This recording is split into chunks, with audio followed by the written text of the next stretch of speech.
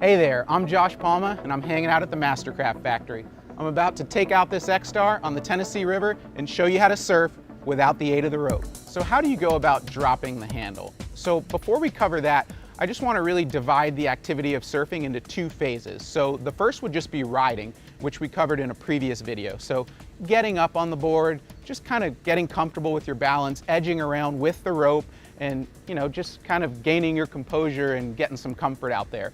The next phase, which is what we're going to cover now, would be surfing. That's when you're cruising without the aid of the rope. And really, the biggest concept to understand there is that you need to find neutral. So while you're surfing, you're going to find that in order to control your speed, you're either going to press weight into your front foot or your back foot. Front foot's your gas, back foot is your brake. And I often picture like a seesaw, so you're kind of constantly rocking back and forth, and think of making small controlled adjustments rather than big movements. And the goal here is just to maintain your position on the waves. You've got the nose of your board, and relative to the transom or the platform, you want to try to keep that distance constant. So you're almost trying not to move around on the wave. And when I see somebody surfing do that, it shows me that they're really learning how to control their speed. And that's a big key to progression. While you have the rope, you can also work on your movement up and down the face of the wave. And really what you want to do there is kind of get back to the sweet spot, carve up the face by leaning on your toes, and then come back down on your heels. And again, keep those carves nice and small. You don't want to go too wide. You don't want to go too high on the face. You're just trying to get the feel of transitioning from your toe side edge to your heel side edge, and just starting to really work the face of the wave. And as you start moving around on the wave more, it's important that you know how to recover or pump back into the wave if you need to pick up some speed.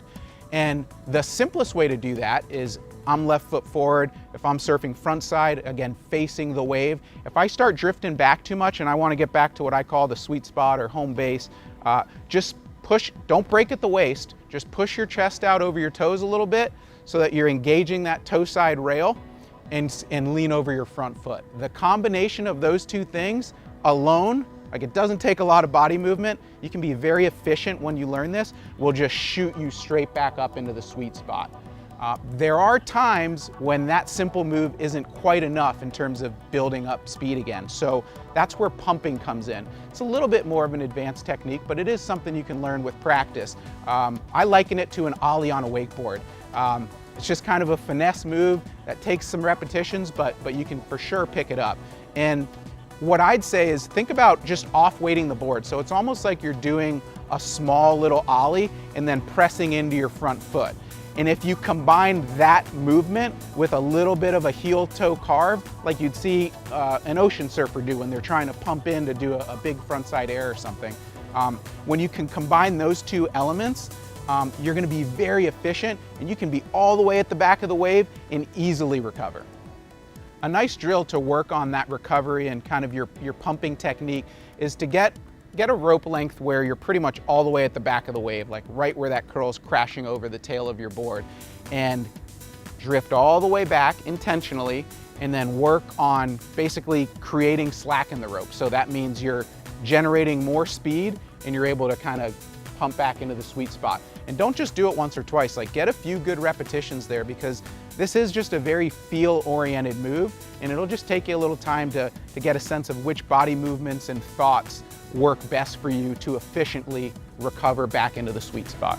Also, try some different wave shapes. That is really one of the great benefits of the Gen 2 surf system, is that it's got a lot of versatility in different face shapes and lengths of wave that it can offer. So, try steep, try mellow, try max push. Even jump on the kids wave if you're not a kid, because that face is just very mellow and forgiving, and it helps you kind of dial in those heel to toe carves. And then lastly, don't be afraid to experiment with different stances. So have your back to the wave, surfing backside. It's a little tricky at first.